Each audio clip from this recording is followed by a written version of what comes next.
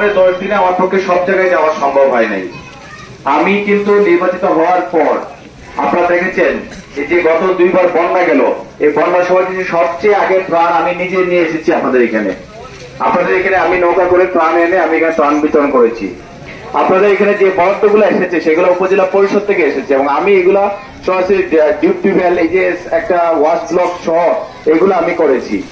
আপনাদের এখানে মসজিদে একটা বরাদ্দ দিয়েছিলাম কয়েকদিন আগে, একটা মসজিদে। আপনাদের এখানে একটা জিনিস আপনাদেরকে মানতে হবে যে এই উপজেলা পরিষদ অনেক বড়, এখানে 81টা ওয়ার্ড, 9টা ইউনিয়ন, প্রায় 300 অধিক গ্রাম, সব জায়গায় যাওয়া সম্ভব না। আপনারা যারা আমার কাছে এসেছেন বিভিন্ন কাজে, আমি তাদেরকে কাউকে ফিরিয়ে দেই নাই। আপনারা আমার কাছে আসেন নাই বা বলেন নাই যে আমাদের এই রাস্তাটা লাগবে, এইটা করা লাগবে, যার কারণে হয়তো আপনাদের এখানে উন্নয়ন কম হয়েছে।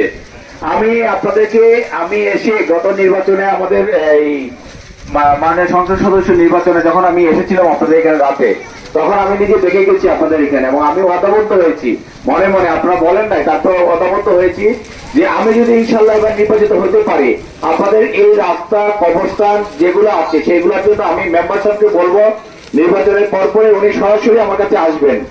আমি যদি করতে না পারি আপনারা আমার সাথে কেউ কোনো ধরনের কোনো কথা বলবেন না। আমি কথা দিচ্ছি আপনাদের এই অবহেলিত এই গ্রামগুলা, যেগুলা গ্রামের যে রাস্তাগুলো, এগুলা আমার কর্তব্য, এগুলা করে দেওয়া, এগুলো আমার দায়িত্ব। কারণ আপনাদের ভোটে আমি নির্বাচিত জনপ্রতিনিধি হয়েছি, আমার কর্তব্য হলো আপনাদের সেবা করা, আপনাদের উন্নয়ন করা। কিন্তু আপনাদের এই অসুবিধাগুলো আমাকে বলা হয় না এতদিন।